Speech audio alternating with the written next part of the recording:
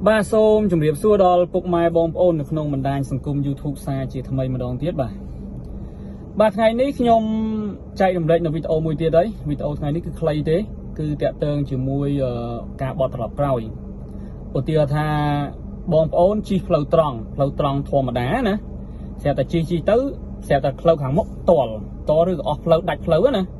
chẳng đầm đâu bom ôn bằng không chất trâu ca thua ca bọt tập rồi bên này tha dướng chi các bà lan từ hạng mục hai đầm đâu rồi thưa ca bọt lọp rói bọt vào từ quỳnh bàสำหรับ flow ត្រង់ណានៅពេលដែល flow អត់មានកន្លែងអាយ៉ែចូលកន្លែងអីចឹងទៅអញ្ចឹងវិធីការបត់ត្រឡប់ក្រោយមានច្រើនឧទាហរណ៍ថាពេលខ្លះយើងអាចអាយ៉ែឃើញទីឃ្លាទលាយនៅស្ដាំដៃយើងចឹងទៅយើងអាចធ្វើការអាយ៉ែគូតឡានចូលស្ដាំយើងបកក្បាលទៅវិញបានតែផ្លូវខ្ញុំធ្វើវីដេអូនេះគឺសម្រាប់ផ្លូវឧទាហរណ៍ផ្លូវមានតែផ្លូវ 3-4 ម៉ែត្រចឹងទៅណា 4-5 ម៉ែត្រហើយយើងជិះទៅស្រាប់តែតល់ចឹងតម្រូវឲ្យយើងធ្វើការបត់ត្រឡប់ក្រោយបត់ចុះបត់ឡើងដើម្បីបកក្បាលបានទៅវិញសម្រាប់នៅលើផ្លូវនោះហ្មងអត់មានកន្លែងចតអាយ៉ែចូលទេបាទចឹងដើម្បីចង់ដឹងថារបៀបបត់ត្រឡប់ក្រោយយ៉ាងម៉េចខ្លះចឹងខ្ញុំនឹងបង្ហាញបងប្អូននៅកាមេរ៉ាមុខទាំងអស់គ្នាបាទ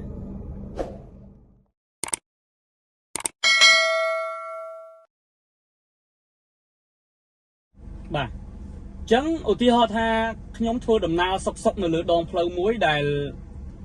តលាយប៉ុន្តែមួយផ្លូវទេស្រាប់តែខ្ញុំធ្វើដំណើរសុកទៅស្រាប់តែមើលទៅខាងមុខស្រាប់តែដាច់ផ្លូវឬក៏ផ្លូវតលចឹងខ្ញុំទៅមុខលែងកើតអីចឹងមានតែវិធីថយក្រោយ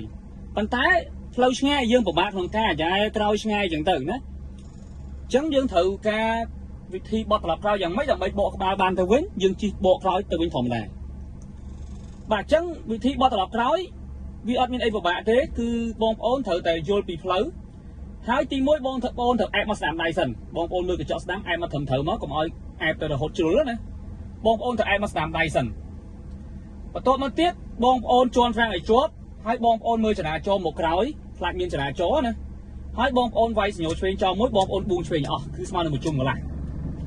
ពេលដែលបងប្អូនបួងឆ្វេងអស់ហើយមើលមុខមើលក្រោយហើយបងប្អូនមើលថាអត់មានចរាចរណ៍ទេបងប្អូនប្រហែលជើងញញហ្វ្រាំងតិចរហូតតតែចុងក្បាលឡានយើងហៀទៅផ្លូវមួយខាងទៀតចិត្តធ្លាក់ចិញ្ចើមផ្លូវនៅពេលដែលចិត្តជ្រុលចិញ្ចើមផ្លូវបងប្អូនធ្វើការជន់ហ្វ្រាំងឲ្យជាប់វិញហើយពង្វិលចង្កូតដូរចង្កូតមកស្ដាំអស់វិញបានថាតម្រូវឲ្យកង់វាស្ដាំអស់វិញគឺស្មើនឹងចង្កូត3ជុំហើយធ្វើការដូរលេខទៅក្រោយនៅពេលដែលយើងថយក្រោយបងប្អូនផ្ដោតលើគូតឡានខាងក្រោយវិញខ្លាចមានការថយក្រោយជ្រុលគូតឡានណាពេលដែលចិត្តជ្រុលគូតឡានក្រោយបងប្អូនជន់ហ្វ្រាំងឲ្យជាប់បងប្អូនបួងឆ្វេងអស់ហើយដូរលេខទៅមុខវិញឆ្វេងអស់ស្មើនឹង3ជុំវិញហើយដូរលេខទៅមុខវិញហើយផុតម្ដងទៅចឹងសម្រាប់ផ្លូវនេះវារៀងធំដែរខ្ញុំបត់តែ2ដងផុតតែចំពោះផ្លូវខ្លះតូចជាងហ្នឹងចឹងទៅឬក៏ធំជាងហ្នឹងយើងបត់ម្ដងផុតចឹងទៅអែមកស្ដាំដៃហើយបត់ម្ដងផុតចឹងទៅតែចំពោះផ្លូវខ្លះតូចជាងហ្នឹងទៀតចឹងទៅអញ្ចឹងតម្រូវឲ្យយើងបត់អាច2ដង3ដងចឹងទៅប៉ុន្តែក្បួនបត់ដូចគ្នាទី1បងប្អូនអែមកស្ដាំដៃមើលមុខមើលក្រោយបួងឆ្វេងអស់ទៅមុខរហូតតតែក្បាលឡានទើសទៅមុខបងប្អូនឈប់បួងស្ដាំអស់ដូចក្រោយទើសក្រោយបួងឆ្វេងទៅមុខទើសមុខបួងស្ដាំថយក្រោយដើម្បីបត់ចុះបត់ឡើងយ៉ាងម៉េចឲ្យបានបកក្បាលទៅវិញបាទអញ្ចឹងខ្ញុំនឹងធ្វើឲ្យបងប្អូនមើលម្ដងទៀតអានេះផ្លូវរៀងធំដែរទេអញ្ចឹងទី1បងប្អូនអែមកស្ដាំដៃ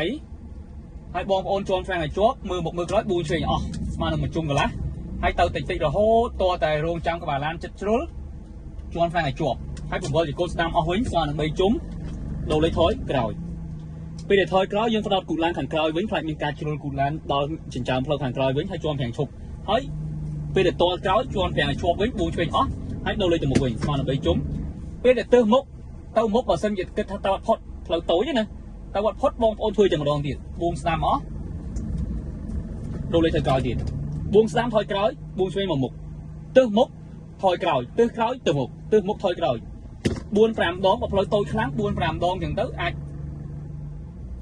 ទៅផុតហើយណាចឹងបើផ្លូវតូចខ្លាំងយើងធ្វើឲ្យច្រើនដងចឹងទៅប៉ុន្តែយើងមើលស្ថានភាពផ្លូវនឹងដែរតើផ្លូវហ្នឹងតតឹងផ្លូវវែងធំជាងឡានប្រវែងឡានយើងទើបយើងអាចបត់ចុះបត់ឡើងបត់ចុះបត់ឡើងបកបានមិនមែនផ្លូវប៉ុណ្ណឹងតែមួយឡានគឺយើងអាចធ្វើតាមវិធីនឹងបានទេមានតែអាយ៉ែក្រោយដូចគ្នាបាទអញ្ចឹងអានេះខ្ញុំប្រាប់តិចនិចខ្លីមួយទេសម្រាប់ចែកជូនសិស្សខ្លះដោយសារគាត់សិស្សខ្លះគាត់ឃើញគាត់ធ្វើបត់ត្រឡប់ក្រោយទៅគាត់ยังមានការយឺតយ៉ាវបត់អីយកចង្កូតតិចពេកឧទាហរណ៍ថាគាត់ចង់បត់គាត់យកតែចង្កូតតិចពេកយកតែចង្កូតអត់ដល់មួយជុំកន្លះ ឬក៏ពេលថយវិញយកចង្កូតអត់ដល់អស់វិញអញ្ចឹងណាអញ្ចឹងធ្វើឲ្យខាតពេល2 ដងអញ្ចឹងបងប្អូនអាចធ្វើតាមវិធីនេះគឺលឿនហើយចំណេញពេលគឺបត់តែម្ដងទៅ2 ដងមកផ្លូវធំម្ដងអញ្ចឹងទៅផ្លូវតូច2 ដងអញ្ចឹងទៅផ្លូវតូចខ្លាំងទៀតអាច3 4 ដងអញ្ចឹងទៅអាស្រ័យលើរៀងផ្លូវណាផ្លូវតូចផ្លូវធំអញ្ចឹងទៅបាទអញ្ចឹងបងប្អូនអាចធ្វើតាមវិធីនឹងបានបាទអញ្ចឹងខ្ញុំធ្វើវីដេអូខ្លីនេះសម្រាប់ចែកជូនពុកម៉ែបងប្អូនដែលគាត់អត់សូវយល់ទេបើសិនជាបងប្អូនណាដែលគាត់យល់ហើយក៏មិនបាច់មើលក៏អីដែរបាទអញ្ចឹងវីដេអូនេះខ្ញុំចែករំលែកតែប៉ុណ្្នឹងទេបើមានចំណុចណាខ្វះខាតអីសូមអធិស្ឋានផងបាទហើយចំពោះបងប្អូនណាដែលគាត់អត់តន់ចេះបើកឡានហើយគាត់ចង់រៀនឡានគាត់អាចឆាតសួរព័ត៌មានដល់ខាងខ្ញុំបានបាទឬក៏បងប្អូនខ្លះគាត់ចេះហើយគាត់ធ្លាប់បើកឡានប្រចាំថ្ងៃរបស់គាត់ហើយប៉ុន្តែគាត់មានការស្ទើរឧទាហរណ៍គាត់ស្ទើរអាយ៉ែស្ទើរបើកផ្លូវចង្អៀតស្ទើរបត់ឆ្វេងបត់ស្ដាំ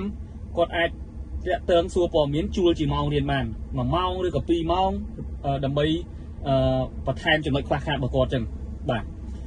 អូខេអញ្ចឹងក្នុងវីដេអូនេះមានតែប៉ុណ្្នឹងទេហើយសូមអធិស្ឋានផងហើយសម្រាប់ពុកម៉ែបងប្អូនដែលបានទាន់ជួយ Subscribe នៅ Channel មួយនេះទេសូមជួយ Subscribe ផងបាទសូមអរគុណពុកម៉ែបងប្អូនសូមជម្រាបលាទាំងអស់គ្នា